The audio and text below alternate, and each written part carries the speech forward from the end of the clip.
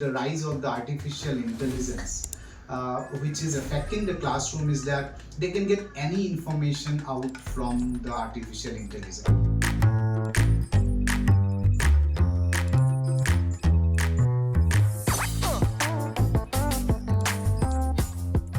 ChatGPT. If you ask, "Are you a Christian?" After some time, you'll say, "Yes, I'm a Christian." Then you ask again the question, "Are you an atheist?" Again, you'll say, I'm an atheist."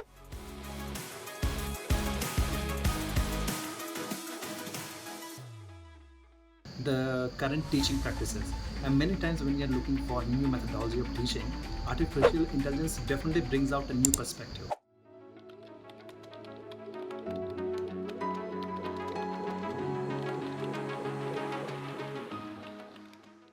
Time to time we do use ChatGPT or some other.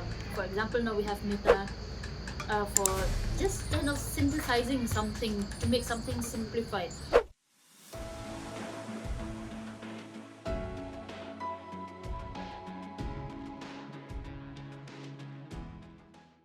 So artificial intelligence, the kind of pace that artificial intelligence is growing is much, much more beyond how our brain is moving. So there's a huge gap in between.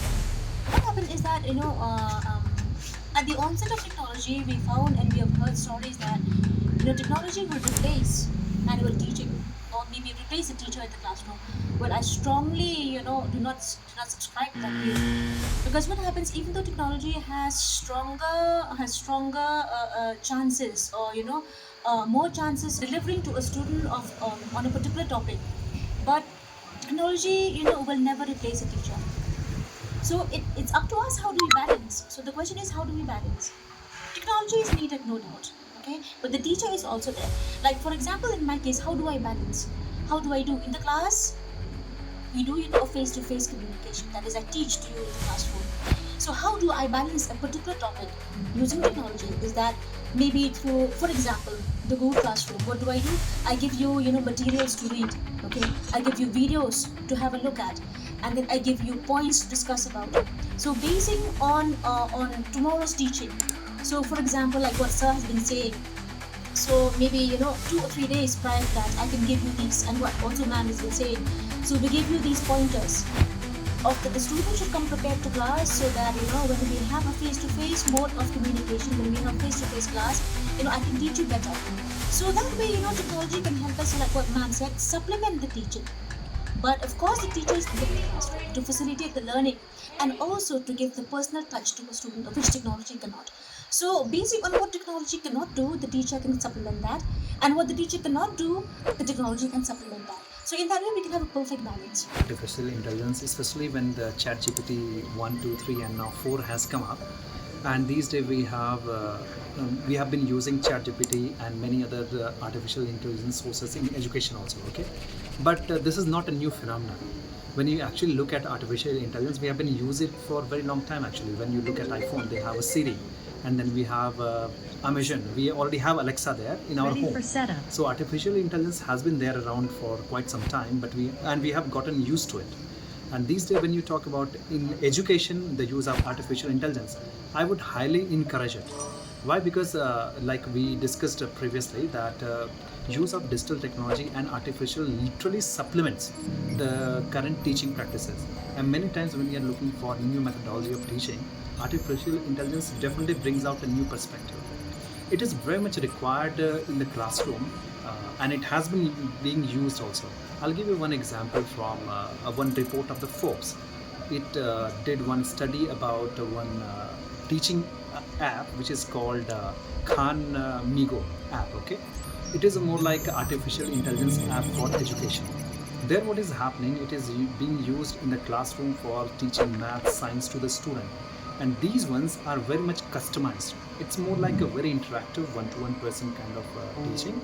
And many times what happens when we teach in the classroom, what happens that we give them an exam, and many times the student, imagine the question is out of the 20, and they secure, maybe one secures 5 marks, other secures 10 marks, and then 15, so on. What we do usually is that we move on. So those students who have got only 5 marks, there is no chance most of the time that they might improve in the next exam. What happens that in the classroom, teacher has to lead a group, and sometimes it becomes very difficult to carry all the students at the same time. but using artificial intelligence more like these apps what I'm talking about.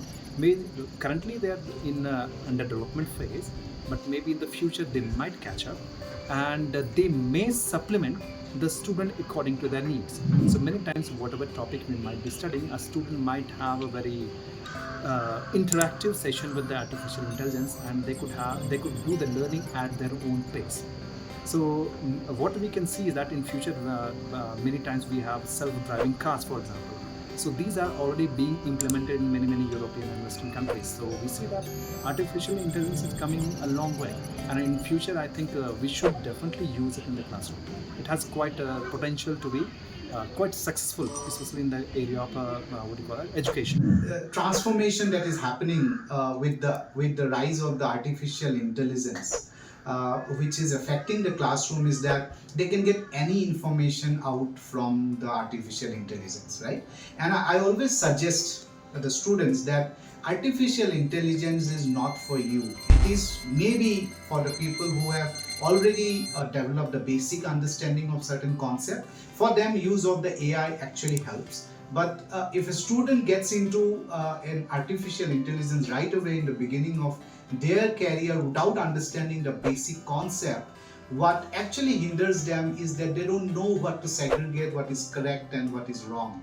So that's why the use of AI should be very careful among the students. It definitely assists you in giving certain kinds of technical assistance, but it's not something that you can fully rely on. I believe that the use of anything should be done judiciously. So the same thing is with AI also. Although I don't know much about AI, I have not used much of it. From time to time we do use ChatGPT or some other. For example, now we have Meta for just kind of synthesizing something to make something simplified. Instead of trying to search information from different sources, now we're getting everything from one source. So it is helpful to some extent, but over dependence on these technologies will make us not able to think anymore. So I think that in that way, AI can have a negative influence or negative impact in our thinking capacity. So a lot of the ideas should be original. Yes, if you want suggestions, definitely. If you want to supplement something, definitely use AI. Or if you want to maybe get some ideas which was not thought of before also, definitely AI can come in handy. But don't let the technology control you. So you control the technology. Digital native, because most of them are less than 20 years, or say within the range of 18 to 25 years. So they are basically digital natives, I call them, and they are so comfortable. So whenever you give them any materials, any reading materials, they always ask for a PDF. And even if you give them a Xerox material to read, or say a book to read, and ask them to come the next day, they would just take a photograph with their mobile phone, scan it, and distribute in the WhatsApp group. So it's always exciting to see how things change. Another interesting thing that I have seen that in the classrooms basically is nowadays some of the students, that don't carry notebooks with them. They used to take notes in their mobile phones, and you can't say anything because the trend has changed. As I told you earlier, they are digital natives. Another, I use a lot of technology in the classroom in terms of a pedagogical tool. In terms like I distribute materials in Google Drive, and we use all the Google products that are available. I encourage students to use Google Docs, because that also keeps your material safe if something happens to your computer. I use Google Sheets in the classroom, Google Forms, sometimes Google Meet, and so on and so forth. So I think the technology has become an integral part in terms of pedagogy. As during the COVID times, we will remember, we also use Google Classroom to an extent, which actually is one of the tools which can bring in closeness among the teachers and the students, and also keep your material safe. And it also helps and assists in our day-to-day teaching methods.